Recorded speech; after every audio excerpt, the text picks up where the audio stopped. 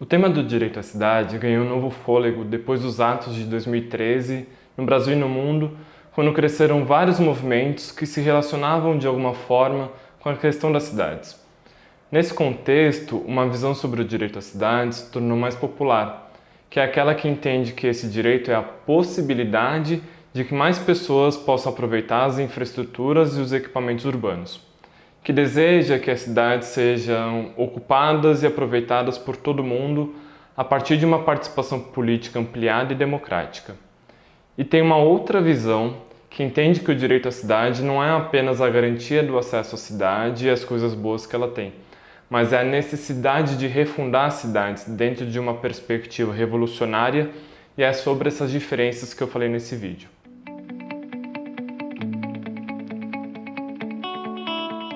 A ideia de um direito à cidade surgiu com o filósofo francês Henri Lefebvre em 1968, quando ele publicou um livro sobre o assunto. De lá para cá, essa ideia já sofreu um monte de interferências, acréscimos e mudanças no seu sentido original. E algumas eu até acho que acabaram dando uma desvirtuada nas ideias do Lefebvre. A questão não é simplesmente ter duas ideias diferentes com o mesmo nome, mas que essas visões mais atuais acabaram mudando o sentido original, tirando grande parte da crítica, da visão de mundo que ela carregava e mudando o sentido dela. Não são apenas duas ideias diferentes, elas são bastante conflitantes entre si. A ideia do Lefebvre é bem fácil de definir a origem porque, afinal de contas, foi ele que escreveu o livro O Direito à Cidade em 1967 e publicou em 68. Depois ainda completou a obra aprofundando mais ainda o assunto em um outro livro que chama A Revolução Urbana. Já a outra noção do direito à cidade, que tem mais a ver com o acesso à cidade, é mais difícil de precisar um autor ou alguns autores que tenham criado uma outra noção. Ela está pulverizada em diversos trabalhos e é mais popular. Tem mais espaço nos jornais, nos vídeos no YouTube e em outros lugares também. Até o Estatuto das Cidades, uma lei de 2001, fala em direito à cidade, mas a partir dessa visão mais popular.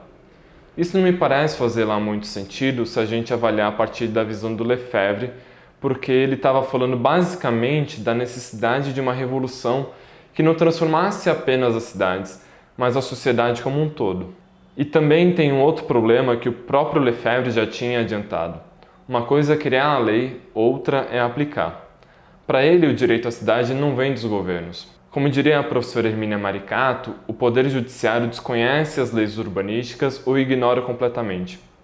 Mas então, por que essas ideias são conflitantes? O ponto de partida delas é muito diferente.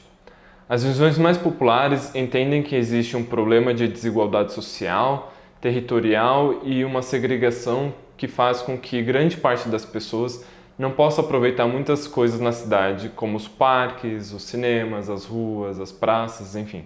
Que não tem direito à moradia garantido, que o transporte público é tão ruim e tão caro que uma parte muito grande das pessoas não consegue se deslocar e acessar muitos espaços na cidade. Nessa visão, o que é mais importante é a garantia do acesso à cidade, a usufruir, aproveitar tudo aquilo que faz a vida nas cidades ter qualidade. Para ilustrar um pouco essa visão, eu separei aqui alguns mapas de São Paulo que mostram pra gente claramente que a maior parte dos equipamentos e da infraestrutura está concentrada em uma parte da cidade, onde, não por acaso, se concentra a população branca e rica, em outras palavras, onde essa parte da população se segrega e garante uma cidade para si muito diferente daquela que a maioria da população vive. Essa visão não é falsa, pelo contrário, ela tem um conteúdo crítico bastante importante e se liga diretamente com o que a gente pode perceber nas cidades. A diferença é que a visão do Lefebvre vai muito além disso. Ele também entende essas desigualdades e a segregação como um problema, mas procura entender o porquê que isso acontece. Nesse campo estão pesquisadores como David Harvey, a Hermínia Maricato, a Raquel Ronick e o Milton Santos. Todos eles entendem que os problemas das cidades são intimamente relacionados com as questões econômicas e sociais. Mais do que isso, a gente pode dizer que a organização das cidades corresponde a uma organização social e também a uma organização da economia, ou melhor dizendo, da produção. Isso significa que a cidade não é fruto do acaso, das vontades de algumas pessoas ou da falta de interesse político de um prefeito ou outro, nem que são espelho da sociedade. As cidades surgem de uma organização social e econômica, assim como interferem e afetam essa organização. Eu não vou me aprofundar muito nesse ponto específico, porque ele está basicamente na maioria dos vídeos que eu já gravei e de todo o que eu for gravar, porque é um ponto chave para a interpretação das cidades. Mas vou deixar aqui um resumo. Geralmente a gente acha a economia uma coisa muito chata, né? O que a gente vê por aí é só os jornais falando de números e cálculos que ninguém entende muito bem e que de alguma forma afetam a nossa vida. A cotação do dólar, a inflação, IPCA, IGPM, essas coisas. Mas, como disse uma vez a professora Maria da Conceição Tavares, numa entrevista para a TV Senado... Agora, realmente, modelo matemático pode esquecer que não serve para nada. Modelo matemático é uma piada. Então, como a economia pode ser alguma coisa mais interessante? Se a gente pensa nela como o que ela foi essencialmente até um tempo atrás, como economia política, preocupada com as questões sociais. Aí tem um ponto que é muito importante sobre isso, que é: todo esforço de explicar uma economia parte de um ponto muito simples. Como e o que as sociedades e as pessoas fazem para conseguir viver e sobreviver ao longo do tempo, tanto do ponto de vista biológico quanto sociológico. Esse ponto é absolutamente central no pensamento do Marx e do Engels. Então, se a gente pensar nessa questão básica, que é a vida e a reprodução da sociedade, a gente vai encaixar a questão das cidades também. Para a gente se manter vivo, a gente precisa ter as condições materiais para isso, ou seja, comida, água, uma casa. Mas não é só isso. Em cada sociedade e em cada período histórico, essas necessidades vão mudando, porque não basta apenas satisfazer as nossas necessidades biológicas básicas, mas também as necessidades sociais. Cada nova técnica, cada nova tecnologia e cada novo produto que surge alteram as nossas possibilidades de viver em sociedade. Hoje a gente não se comunica só com a voz e o corpo, mas com celulares, computadores, TVs, várias coisas que nem existiam 100 anos atrás, há 500 anos muito menos ainda. Então, em cada época e em cada sociedade existem necessidades sociais que devem ser atendidas. E como a gente faz isso? Transformando a natureza, ou seja, produzindo essas coisas. A gente pega o petróleo e transforma em plástico, o lítio e faz a bateria. Pega mais um monte dessas coisas e faz um celular. Só que essa produção não é só de celular, né? É de tudo aquilo que a gente consome. E ela também não é feita de qualquer jeito, mas organizada de formas diferentes em cada período histórico e depende de pessoas. As posições que cada pessoa ocupa na organização da produção dá pra gente a organização da sociedade e vice-versa. Por isso, a gente consegue observar que em países como o Brasil, a maior parte dos cargos de liderança são ocupados por homens brancos, enquanto as pessoas negras se concentram em outras atividades. É por isso que tem aquele tiozão que com certeza vocês conhecem, que acha que tem trabalho de homem e tem trabalho de mulher. Ele pode até discordar de tudo que eu estou falando nesse vídeo, mas quando ele fala esses absurdos, ele está demonstrando exatamente o que eu estou falando. Mesmo que a gente não tenha esse conhecimento teórico, a gente percebe que na sociedade tem trabalhos que são mais feitos por mulheres e outros mais feitos por homens. Que tem trabalhos mais feitos por pessoas negras e outros mais feitos por pessoas brancas. E não está tudo bem. Isso não é natural, não é um dado da natureza, é uma forma que a gente se organiza, que já foi diferente e com certeza vai mudar de novo. E tudo isso não fica parando no ar. Nem a produção, nem as relações sociais. Isso tudo tem alguma materialidade e tem um espaço onde acontece. Esse espaço, hoje em dia, é o campo ou a cidade. Quando a gente começa a juntar algumas fábricas, elas precisam de ruas para trazer matéria-prima e para levar as mercadorias e para ir de uma fábrica para outra também. Precisa de pessoas para produzirem e para consumirem. E essas pessoas precisam de uma casa para morar, precisam das ruas, de transporte para ir trabalhar e precisam do comércio, de serviço para poderem viver suas vidas e precisam também de descansar, de se divertir, de estudar, de ver um jogo de futebol, uma peça de teatro, por aí vai. E assim a gente vai juntando fábricas, pessoas, comércios, serviços e pronto, a gente tem uma cidade. Aí você está pensando, tá, mas esse vídeo não era sobre o direito à cidade? Sim, ele ainda é sobre isso. E tudo que eu falei até agora foi uma simplificação do pensamento do Lefebvre. As cidades já existiam muito antes de surgirem as indústrias. O que o Lefebvre diz é que quando as indústrias passaram a ser o principal meio de produção, aconteceu uma crise urbana. Para ele, até mais ou menos quando teve a Revolução Industrial, a gente tinha cidades que ele chama de cidades tradicionais. Desde aquelas muito antigas da Ásia, da Mesopotâmia, da Grécia, até as que não são tão velhas assim na Europa durante o final da Idade Média. E que essas cidades foram destruídas pela industrialização, e não só do ponto de vista físico dos prédios, das ruas, mas no sentido cultural, dos hábitos, das relações sociais. Para usar os termos dele, as cidades sofreram uma implosão e explosão porque foram destruídas e cresceram muito. E ele entendia que hoje a gente vive sobre as ruínas das cidades tradicionais. Para tentar exemplificar um pouco isso, eu vou falar de São Paulo e do Recife, mas isso vale para todas as grandes cidades brasileiras, tirando aquelas que surgiram de algum projeto como Brasília. O que aconteceu nessas cidades? Elas já existiam muito antes da industrialização começar no mundo e mais ainda no Brasil. E quando esse processo chegou por aqui, essas cidades foram literalmente destruídas. Olha só essas imagens aqui do bairro do Recife, no começo do século XX. Hoje, essa parte do centro do Recife tem um grande conjunto de prédios que foram construídos logo depois dessa demolição toda. Em São Paulo aconteceu alguma coisa parecida e não foi só uma vez.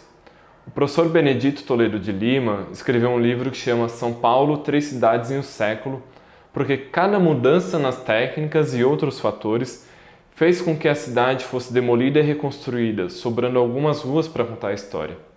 Então teve a cidade da taipa, dos tijolos e depois a do concreto. Tudo no mesmo lugar, no centro histórico. Depois, que nem como aconteceu no Recife, a gente parou de destruir e reconstruir a cidade no mesmo lugar e começou a construir prédios novos em outras localizações. Nesse processo, muita coisa mudou. Não só os prédios e as ruas, mas as relações pessoais, os hábitos, a cultura. Tem um livro muito bom sobre isso que chama O da Rua, da Fraia Frese. A modernidade é essa construção social, essa forma de ser e agir que surgiu a partir do processo de industrialização e que para o Lefebvre é o grande problema das cidades. Ele chega a dizer, em um certo ponto do livro, que a sociedade moderna é pouco capaz de fornecer soluções para a problemática urbana e de agir de outra forma que não através de pequenas medidas técnicas que prolongam o estado atual das coisas. E essa modernidade é também a consolidação de uma forma específica de relações sociais, de uma organização social e da produção, que é o capitalismo. Então, para o Lefebvre, o capitalismo produziu a crise da cidade. Essa crise aconteceu a partir do que ele chamou de um processo duplo de industrialização e urbanização, que causou a ruptura com a cidade tradicional. O direito à cidade, então, é relativo à necessidade, ao direito de recriar a cidade e a urbanidade porque ela deixou de existir. O Lefebvre fala que o direito à cidade se afirma como um apelo, como uma exigência. Só que essa cidade nem tem como ser do mesmo jeito que foi no passado. Por David Harvey e outros pesquisadores brasileiros, essa outra urbanidade já está sendo criada a partir de movimentos sociais e da contestação das contradições urbanas, econômicas e sociais do capitalismo. É nesse sentido que muita gente entende que vários protestos lá por volta de 2013 no Brasil e no mundo foram tão importantes. Tem dois livros bem legais sobre isso, os dois chamam Cidades Rebeldes. Um é do David Harvey e o outro é de diversos autores. Depois de todo esse percurso, de entender que as cidades correspondem a uma organização social e da produção, a gente consegue imaginar que não existe a possibilidade concreta de se garantir o direito à cidade sem a superação do machismo e do patriarcado, sem a superação do racismo, das desigualdades e da segregação. Inclusive, a gente tem uma noção de que a segregação diz respeito a quem está do lado de fora, que os segregados são os mais pobres, mas é exatamente o contrário, e quem explica isso é o professor Flávio Vilaça no livro Espaço Interurbano no Brasil. Então, não é só a população mais pobre que não tem garantido o direito à cidade. A classe média e os mais ricos também não têm, até porque a implosão da cidade, que o Lefebvre fala, foi da cidade inteira. A diferença é que as elites conseguem simular o direito à cidade através da segregação, de criar uma parte das cidades que eles podem aproveitar mais ou menos livremente. Só que essa simulação tem ficado cada vez mais aparente porque a segregação tem se restringido a alguns espaços muito específicos, como condomínios fechados, shoppings, clubes esportivos, festas privadas, etc. Vamos pensar aqui, que urbanidade, que possibilidade de troca existem nesses espaços? Eles são completamente restritos por um forte esquema de segurança, muros altos, câmeras e tudo mais. A gente costuma romantizar os condomínios fechados porque a ideia genérica deles lembra os subúrbios dos Estados Unidos que aparecem nos filmes com casas grandes, gramados bem verdinhos, mas essa aparência de luxo e tranquilidade esconde uma série de problemas sociais, como a substituição da justiça pública por outras privadas. Esses condomínios não são o lugar onde os encontros podem acontecer.